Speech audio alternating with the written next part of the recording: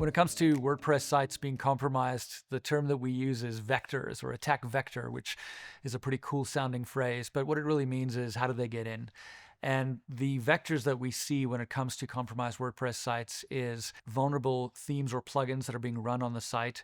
And a way to mitigate or protect yourself against that is to run a WAF like Wordfence, where even if the plugin or theme is vulnerable and the vendor hasn't had time to release a fix, we will have released a firewall rule that'll protect you against that 0-day and prevent your site from being exploited.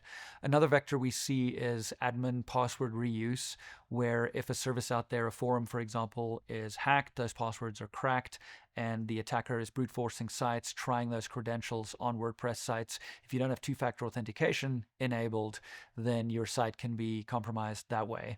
So be careful about reusing passwords and use a password manager to use unique passwords on every site. Old PHP versions is something else we see. Newer versions of PHP do a better job of securing your site and can protect you against certain vulnerabilities. Hosting account compromises, again, don't reuse passwords on your hosting account, or that can leave you vulnerable. Being phished, be careful of that. You might be entering your credentials somewhere that isn't in fact your site that you're logging into. It's an attacker that is busy phishing you. And then supply chain attacks where developer accounts are compromised upstream and they deploy a malicious version of a plugin to your site. And that's quite rare, but we have seen that. So those are generally the vectors that we'll see out there when it comes to compromised WordPress websites.